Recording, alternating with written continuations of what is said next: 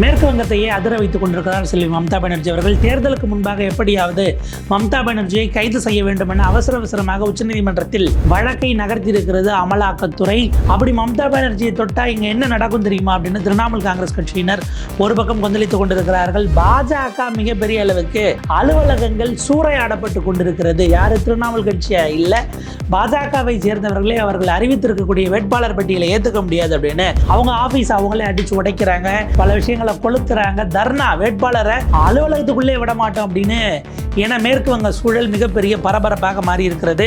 மற்றும் ஒரு பக்கம் தேர்தல் ஆணையரை குறித்து பகிரங்கமாக பல குற்றச்சாட்டுகளை திரும்பவும் அடக்கி இருக்கிறார் மம்தா பானர்ஜி. தெருவில் இறங்கி போராடுகிறார். ஒரு ஸ்ட்ரீட் ஃபைட்டர்னு ஃபிக்ஸ் பண்ணக்கூடிய சூழல் பரபரப்பாக பற்றி எறிகிறது மேற்கு வங்க களம். என்ன நடக்கிறது விரிவாக அலசுகிறது இந்த செய்தி தொகுப்பு. மேற்கு வங்க முதலமைச்சர் செல்வி மம்தா பானர்ஜி அவர்கள் அஃப்கோர்ஸ் எலெக்ஷன் நோட்டிஃபிகேஷன் வந்ததும் அட்ட ஸ்ட்ரெச்சில் வேட்பாளர் பட்டியலை அறிவித்து அதிரடியை கிளப்பினார். அவருக்கு பிறகு தான் பிஜேபி உள்ளே இறங்குச்சு அப்படிங்கிறதெல்லாம் பார்க்க முடிஞ்சுது. இப்போ ஒரு முக்கியமான செய்தி ஓடிக்கொண்டிருக்கிறது. என்ன அப்படின்னா, மம்தா பானர்ஜியை கைது செய்வதற்கான வேலைகளை முடுக்கி விட்டுருக்கிறதா அமலாக்கத்துறை. ஏன்னா நேற்றைக்கு முன்தினம் அமலாக்கத்துறை ஒரு மிக முக்கியமான வழக்கை உச்சநீதிமன்றத்தில் வைக்கிறாங்க. மம்தா பானர்ஜி மற்றும் ஏற்கனவே இருந்த தலைமைச் செயலாளர், டிஜிபி, கொல்கத்தா கமிஷனர் எல்லார் மேலேயும் வழக்கு பதியணும். அமலாக்கத்துறையை வேலை செய்ய விடாமல் அவங்க அந்த ஐபேக் ரைட் நடந்தப்ப போய் தடுத்து ஆதாரங்களை எடுத்துகிட்டு காரில் ஏற்றி கொண்டு வந்தாங்கல்ல, அந்த விஷயத்தை எதிர்த்து கேஸ் அவசரமாக நகர்த்துகிறார்கள். 2 நீதிபதிகள் அமர்வில் அது விசாரணைக்கும் 4 நாட்கள் தள்ளி வைக்கப்பட்டிருக்கிறது. மம்தா பானர்ஜி தரப்பில் மிக கடுமையாக அதை எதிர்த்து பல்வேறு விஷயங்களை வாதாடி இருக்கிறாங்க. லைவ்ல வந்திருக்க செய்தியை பாருங்க. அலோவிங் இடி to file red petition against state government dangerous to federalism, west Bengal government to supreme court அப்படிங்கிற அந்த செய்தியை பார்க்கிறோம். இப்படி மாநில அரசுக்கு எதிராகவே ஒரு துறை போடுவதை நீங்கள் அனுமதிக்க கூடாது அப்படிங்கிறது தான். குறிப்பாக மூத்த வழக்கறிஞர் ஷியாம் திவான் அவர்கள் அவர் அரசின் சார்பில் ஆஜரானார். Justice B K. மிஸ்ரா மற்றும் என்.வி. அஞ்சாரி ஆகியோர் முன்பாக பல விஷயங்கள் பேசப்பட்டது. அதுக்காக ஒரு முதலமைச்சரே போய் தடுக்கலாமா அப்படிங்கிற மாதிரியான கேள்விகளை எதிர்த்தரப்பில் வச்சாங்க.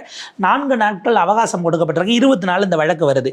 இந்த வழக்கை எப்படியாவது முடுக்கி விட்டு மம்தா பானர்ஜியை விசாரிக்கலாம் என்கிற ஒரு உத்தரவை வாங்கிவிட்டால் அவர்களை முடக்கி விடலாம் அப்படிங்கிற மாதிரியிலான ஒரு கணக்கு இதில் இருக்கிறதா, பாஜக அதை கான்ஷியஸாக செய்கிறதா அப்படிங்கிற விஷயம் இப்போது அந்த பக்கம் பரபரப்புனா, அதை விட பெரிய பரபரப்பை மம்தா பானர்ஜி அவர்களுக்கு கொடுத்திருக்கக்கூடியது பிஜேபியாக இருக்கிறது. ஏன்னா வழக்கமாக எதிர்பார்த்தது இந்த பிரச்சனைகள் வந்துச்சு அப்படின்னா திரிணாமுலும் சரி, கடந்த காலத்தில் சிபிஎம் இருந்த காலத்திலும் சரி, இப்போ பிஜேபியும் சரி, மேற்கு வங்கத்தில் தேர்தல் வன்முறை என்பது மிகப்பெரிய அளவுக்கு நாடே திரும்பி பார்க்கக்கூடிய வகையில் இருக்கும்.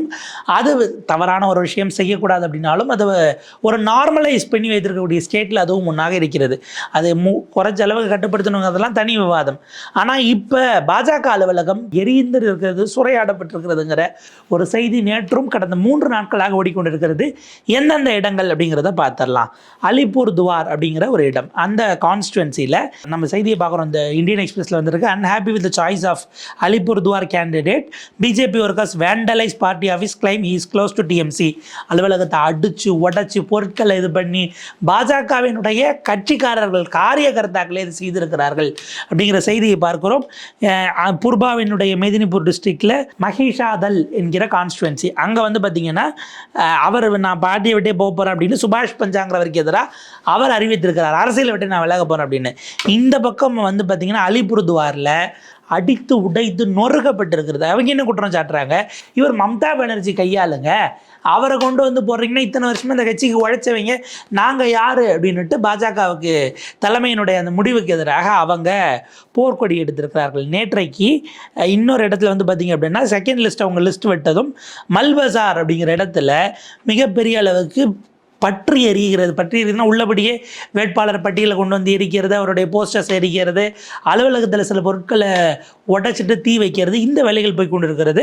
அந்த விஷுவல்ஸ் அது ஜி பங்களாவில் போட்டிருக்கிறாங்க. நம்ம போட்டோம்னா அந்த பற்றி எரியறதெல்லாம் வயலன்ஸ் அப்படிங்கிற லெவலில் போயிருங்கிறதுனால அந்த செய்தி தொகுப்பு அதை கோட் பண்ணி திரிணாமுல் காங்கிரஸ் போட்டிருக்கக்கூடிய ட்வீட்டையும் பார்க்கலாம். பாஜக ஒவ்வொரு வகையிலும் இப்போது குழம்பி கொண்டிருக்கிறது. அவர்களுடைய திட்டங்கள் தவிடுபடி ஆகிறது. இது ரியல் டைமில் நம்மளால் பார்க்க முடிகிறது. இரண்டாவதாக அவங்க அனுப்பப்பட்டதை எடுத்து மல்பசாரில் மிகப்பெரிய அளவுக்கு வன்முறை போராட்டங்கள் வெடித்திருக்கிறது.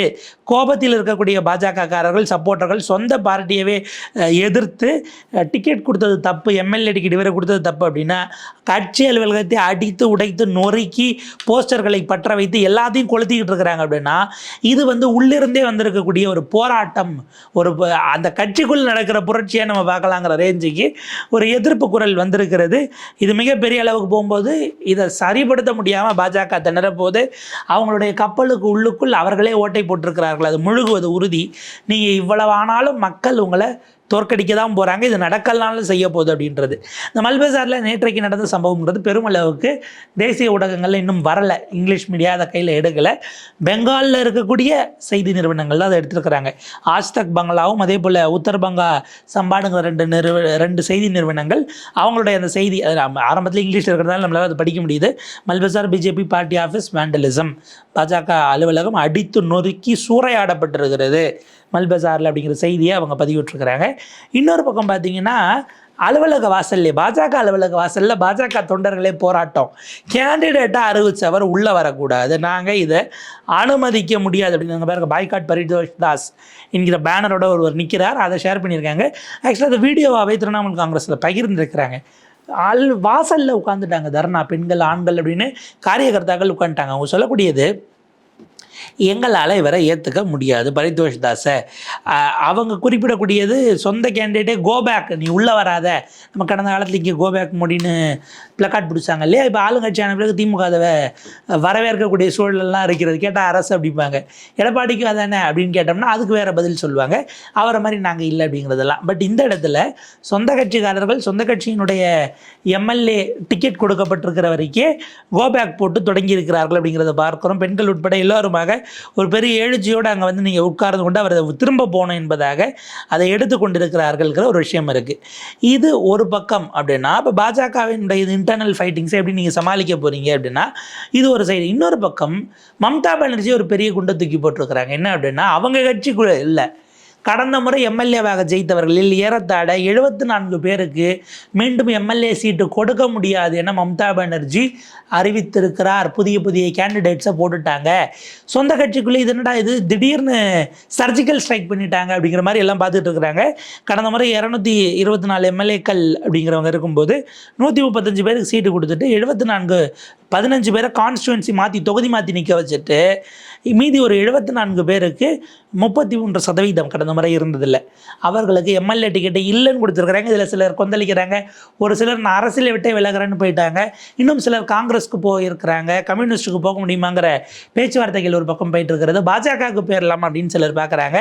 ஆனால் பாஜக ஏற்கனவே கேண்டிடேட் அந்த தொகுதியில் அறிவிச்சிருந்தா இப்போ அவங்க போனாலும் பலன் இல்லைங்கிற ஒரு சூழலும் அங்கே வருகிறது. ஸோ இப்படியான ஒரு இதை சொந்த கட்சிகளை அவங்க போட்டிருக்கிறாங்க. திரிணாமுலுக்கு எதிராக அப்படியான போராட்டங்கள் பெருமளவுக்கு வெடித்து வந்திருக்கிறது. ஏன்னா ஆளுங்கட்சி இப்போ பிஜேபி அறிவித்த கேண்டிடேட்டுக்கு எதிராக அப்படின்னா இது வரைக்கும் இல்லை, வந்திருந்தால் பாஜக அதை மிகப்பெரிய அளவுக்கு ஊதி பெரிதாக்கி இருக்கும். ஒருவேளை அவங்கள அதிருப்தியில் வச்சிருந்து எப்படி டீல் பண்ண போகிறாங்கங்கிறது நம்ம பார்க்கணும். எலெக்ஷன் முன்பாக வெளியில் வரலாம், பிரதமர் மோடியை சந்தித்து சில செட்டிங் எம்எல்ஏக்கள் சேரலாம், அதெல்லாம் நடக்கும். அந்த ஆப்டிக்ஸும் போயிட்டு இருக்கிறது. அதே போல் பார்த்தீங்க அப்படின்னா பெண்களுக்கான பங்கீடு இந்த முறை அறிவிக்கப்பட்டிருக்க 291 கேண்டிடேட்டில் 52 பெண்கள் அப்படிங்கிற பிரதிநிதித்துவத்தை மம்தா பானர்ஜி எம்எல்ஏ கேண்டிடேட்டாக அறிவித்திருக்கிறார். 18% அப்படிங்கிறது மிகப்பெரிய ஒரு எண்ணாக பார்க்கப்படுகிறது. அஃப்கோர்ஸ் 33% நம்ம பேசினாலும் கூட இந்த 18 வருவது அப்படிங்கிறதே பெரிய விஷயமாக மம்தா அவர்களுக்கான அந்த விமன் ரெப்ரஸன்டேஷன் இந்த பேலன்ஸ் பண்ணுறது என்பதாக பார்க்கப்படுகிறது. 239 கேண்டிடேட்ஸ் ஆண்களுக்கான கேண்டிடேட்டாக மம்தா பானர்ஜி ஒதுக்கி இருக்கிறாங்க. ப்ளஸ் மற்ற விஷயங்கள் அப்படின்னு பார்க்கும்போது பொது பிரிவினர் மற்றும் ஓபிசிஸ்க்கு 149 சீட் 51%. அதே போல் பட்டியலினத்தைச் சேர்ந்தவர்கள் 78 எம்எல்ஏ சீட்டு 27%, பழங்குடியினருக்கு 17 எம்எல்ஏ சீட்டு 6%, மைனாரிட்டிஸ் மத சிறுபான்மையினர் 47 சீட்டு 16%, 11 பட்டியலின பழங்குடியினரை நான் ரிசர்வ்டு பொது தொகுதியில் நிப்பாட்டி இருக்கிறார். 10 பட்டியலின தவிர ஒரு பழங்குடியினர் அப்படிங்கிற மாதிரிலாம் மம்தா பானர்ஜியினுடைய அந்த ஈக்குவேஷன்ஸ் என்பது இருக்கிறது. அதே போல் வயது வாரியாக அவங்க பிரித்து போட்டது இது எல்லாமே பார்த்திங்கன்னா பெருமளவுக்கு ரொம்ப கான்ஷியஸாக ஒர்க் பண்ணி பண்ணியிருக்கிறாங்க மம்தா பானர்ஜி என்பதாக இந்த விஷயங்கள் பார்க்கப்படுகிறது. ஸோ அமலாக்கத்துறை அடுத்த 4 நாட்கள் எப்படியாவது வழக்கை கொண்டு போய் ஒருவேளை மம்தா பானர்ஜியை கைது பண்ணுவதற்கு அல்லது கைது பண்ணணும் கூட இல்லை, விசாரணை செய்வதற்கு உத்தரவு வேண்டும்னு வாங்கிட்டாங்க அப்படின்னா அதை வைத்து பெரிய அளவுக்கான வேலைகளை நம்மால் செய்ய முடியும். பிரச்சாரத்துக்கு போகிறத முடக்கிடலான்னு ஒரு கேல்குலேஷன் இருப்பதாக பொலிட்டிக்கல் அப்சர்வர்ஸ் பார்க்குறாங்க. இன்னொரு பக்கம் அப்படி போனால் அது மிகப்பெரிய அளவுக்கு பேக் ஃபயர் ஆக வாய்ப்பு இருக்கிறது பாஜகவுக்கு எதிராக. ஏன்னா நீங்கள் தீதி தீதின்னு ஒரு முறை நக்கலாக பேசினதுக்கே அங்கே வந்து விமன்ஸ் ஓட்லேருந்து கம்ப்ளீட்டாக எல்லாம் ஷிஃப்ட் ஆனது ஒரு பெரிய மாற்றத்தையே அது கொடுத்தது. நம்ம ஊர் பொண்ணை வேறு ஊர்லேருந்து வந்து ஒரு தலைவர் அப்படி பேசிட்டு போகிறதா, நக்கல் பண்ணுறதா, ஏறத்தாழ ஈவ்டீசிங் போல் பொலிட்டிக்கலி நம்ம அதை அப்படி எடுக்கலனாலும் அப்படி ஒரு சென்டிமெண்ட் அது கிரியேட் பண்ணிருச்சு. அதனுடைய விளைவாக நடந்த விஷயங்களை பார்த்தோம். அந்த மாதிரி எதுவும் கூப்பிட்டா ஒரு பெங்காலியினுடைய பெண்மணி, ஒரு பெண்ணு, நம்ம ஊர் பொண்ணு முதலமைச்சராக இருக்கிறாங்க 3 முறை, அதை பொறுக்காமல் இவங்க பண்ணுறாங்கன்னு டெஸ்ட் பண்ணிட்டா சிக்கலாயிருங்கிற ஒரு இடமும் இருக்கிறதுனால அது ரொம்ப கான்ஷியஸாக அதெல்லாம் இப்போ விளையாடிக்கிட்டு இருக்கிறாங்க. மாடல் கோடு வந்த பிறகு அப்படிலாம் செய்யக்கூடாதுனால அரவிந்த் கெஜ்ரிவால் மாடல் கோடு வந்த பிறகு கைது பண்ணதெல்லாம் நடந்திருக்கிறது. இதில் என்னென்னா தேர்தல் ஆணையர்கிட்டையும் மம்தா பானர்ஜி வழக்கம் போல் ஒரு பெரிய சண்டையை பஞ்சாயத்தை செய்திருக்கிறார். அவருடைய அந்த ட்வீட்டை பார்ப்போம். தலைமை தேர்தல் ஆணையருக்கு இதுவரை 2 கடிதங்கள் போயிருக்கிறது. முதலாவதாக, நீங்கள் பாட்டு இஷ்டத்துக்கு இது வரைக்கும் எங்கேயுமே நடக்காத மாதிரி அதிகாரிகளை கண்ட மாதிரி டிரான்ஸ்ஃபர் பண்ணுறீங்க, இது ஏற்கத்தக்கதல்ல. லார்ஜ் ஸ்கேலில் நடக்கிறது, எந்த விதமான கன்சல்டேஷன் காரணம் இல்லாமல் அவங்க மீது ஏதாவது குற்றச்சாட்டு இருக்கிறதா எதுவுமே இல்லைன்னும் போது மாநிலத்தினுடைய நிர்வாகத்தை சீர்குலைக்கிறதுக்கு, அதே போல் ஒரு சார்புத்தன்மை இல்லாமல் இருப்பதற்கு பதிலாக சார்புத்தன்மை எடுத்து உள்நோக்கத்தோடு நீங்கள் டிரான்ஸ்ஃபர் பண்ணுறீங்கன்னா அவருக்கு பக்கமாக கடிதம் பறந்திருக்கிறது தேர்தல் ஆணையருக்கு. எஸ்ஐஆர்னு ஏற்கனவே போட்டு நீங்கள் காலி பண்ணது போக உச்சநீதிமன்றத்தையும் மீறி மக்களுடைய உரிமைகளை பறிக்கிறதுக்கு ஒரு வெறியாட்டம் ஆடக்கூடிய சூழலுக்கு நீங்கள் வந்திருக்கிறீங்க. இதை ஏற்றுக்கொள்ள முடியாது, கூட்டச்சத்துக்கு எதிரானது. அதனால் இந்த மாதிரியான டிரான்ஸ்ஃபர்ஸை பண்ணக்கூடாதுன்னு ஒரு கடிதம் போட்டு அவங்ககிட்டையும் வாய்க்காதகிறாரு. ஆனால் இவ்வளவு நடந்தாலும் பொலிட்டிக்கலி தன்னை பிளேஸ் பண்ணுறது மம்தா பானர்ஜி ஒரு 3 நாட்களுக்கு முன்பு மிகப்பெரிய பேரணி, மிகப்பெரிய போராட்டம். சிலிண்டர் விலையை 60 ரூபாய் ஏற்றுவியா? எங்கள் குடும்ப பெண்கள், எங்கள் நாட்டு பெண்கள், இவங்களுக்கு ஏன் அப்படி சுமையை கொண்டு வரீங்க? வெளிநாட்டில் அவ்வளவு இது பண்ணுறாங்கன்னா அதை ஏன் நீங்கள் தடுக்க தவறுனீங்க? மோடி ஆட்சி உங்களுக்கு தேர்தலுக்கு செலவு பண்ண பணம் இருக்குது, நீங்கள் வெளியில் போயிட்டு வர்றதுக்கு செலவு பண்ணுறதுக்கு பணம் இருக்குது. எங்கள் ஊரில் சாதாரண ஒரு பெண்மணிக்கு வீட்டில் அடுப்பு பற்ற வைக்கிறதுல விலையை ஏற்றி இப்படி நீங்கள் பண்ணலாமா அப்படின்ட்டு ஒரு பெரும் பேரணி, எல்பிஜிக்கு எதிராக பெண்களை கூட்டிய ஒரு பேரணி அப்படிங்கிறது இருந்தது. அதில் அவங்க பேசிய ஆவேச உரைகள் ஷார்ட்ஸாகவும் கிளிப்ஸாகவும் தனித்தனியாக சோஷியல் மீடியா முழுக்க வைரலாக இப்போது பகிரப்படுகிறது. நீங்கள் பாருங்கள், due to the failed policies and criminal incompetence of the Narendra Modi government, இன்றைக்கு இருக்கக்கூடிய ஏழைகளும் விளிம்பு நிலை மக்களும் பெரும் அளவுக்கு, மிகப்பெரிய அளவுக்கு அதற்கான பணத்தை கொடுக்க வேண்டிய தேவை இருக்கிறது. எல்பிஜி சிலிண்டர் இன்றைக்கு விண்ணை முட்டும் அளவுக்கு உயர்ந்திருக்கிறது. ஏற்றுக்கொள்ள முடியல. ஒரு சாதாரண குடும்பத்துக்கு இது எவ்வளோ பெரிய பேரிடி தெரியுமா? இது முழுக்க தனி மனிதர்களால் உருவாக்கப்பட்ட ஒரு சிக்கலாக, நெருக்கடியாக இன்றைக்கு மாறி இருக்கிறது. அதனால் இன்றைக்கு பார்த்தீங்க அப்படின்னா கிச்சன்கள் வந்து எம்டியாக இருக்கிறது, குடும்பங்கள் பசியோடு இருக்கக்கூடிய சூழல். எத்தனை குடும்பங்கள் இன்றைக்கு மிகப்பெரிய நெருக்கடியை சந்தித்து கொண்டிருக்கிறதுங்கிறத பார்க்கணும். பாஜக 2024 எலெக்ஷனில் தேர்தலுக்கு மட்டுமே அவங்க பண்ண செலவு 1737 கோடி ரூபாய். இதுக்கு மட்டும் பண்ண முடியும். இருக்கிற அட்லீஸ்ட் 7 எதிர்கட்சிகளுடைய இதை சேர்த்தா கூட இவ்வளோ தூரம் வரலை. ஆனால் நீங்கள் சாதாரண மக்களுக்கு சிலிண்டர் கொடுக்கணும்னா அந்த பணத்தை நீங்கள் ஏற்றுக்க மாட்டீங்க. எக்ஸ்ட்ரா வெளிநாட்டில் மார்க்கெட்டில் ஏறுதுன்னா மானியம் கொடுங்க, அதை நாங்கள் ஏற்றுக்கிறோன்னு சொல்லி பழைய வழியிலே கொடுங்க. இது எதுவுமே இல்லை அப்படின்னா திடீர்னு இப்போ கேட்டால் பணம் இல்லை, நீங்கள் விலையை ஏற்றி தான் ஆகணும், கொடுத்து தான் ஆகணும்னு பார்க்குறீங்க. இதெல்லாம் எப்படி ஏற்றுக்க முடியும் அப்படின்னு அவங்க பேசிய அந்த பங்களாலே அவங்க பேசிய அந்த வீடியோங்கிறதும் பெருமளவுக்கு போய் வைரலாக போய் கொண்டிருக்கிறது. ஸோ இது ரொம்ப முக்கியமானது. மற்றும் ஒரு கடிதம் எழுதிட்டு பெங்கால் போராடும், பெங்கால் எதிர்க்கும், பெங்கால் மிக நிச்சயமாக பெருமளவுக்கு இந்த மண்ணுக்குள் பிளவுவாதத்தை பேசுகிற சக்திகளை தோற்கடிக்கும் அப்படின்னு ஒரு சபதம், ஒரு சூளுரை. அடுத்த கடிதம் யாரை நீக்கிறாங்க, அதிகாரிகளை இது பண்ணுறது குறித்தெல்லாம் எழுதுகிறாங்க. சீஃப் செக்ரட்டரிலேருந்து அத்தனை பேர் மாற்றப்படுறதையும் எடுத்து மம்தா பானர்ஜி மற்றும் ஒரு முனையில் குறுமிப்படுத்தி இருக்கிறார் அப்படிங்கிறத தான் பார்க்க வேண்டியிருக்கிறது. ஸோ மிக முக்கியமான ஒரு கட்டத்தில் இன்றைக்கு அரசியல் வந்து சேர்ந்திருக்கிறது.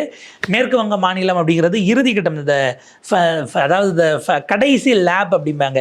நீங்கள் கார்லாம் ஓட்டிகிட்டு ரேஸ் போகிறாங்க அப்படின்னா ஒவ்வொரு லேப்பாக அது நகர்ந்துக்கிட்டு போகும். அந்த ஃபைனல் லேப் அப்படிங்கிற மாதிரி இந்த இறுதி கட்டத்தை நாடகம் விடும் நேரம் தான் உச்ச காட்சி நடக்குதுமாங்கிற மாதிரி மம்தா பானர்ஜியை எப்படியாவது முடக்கி விட வேண்டும், அது இடியை வைத்தோ அல்லது வேறு ஏதாவது வகையில்னு பிஜேபி காய்களை நகர்த்துகிறது.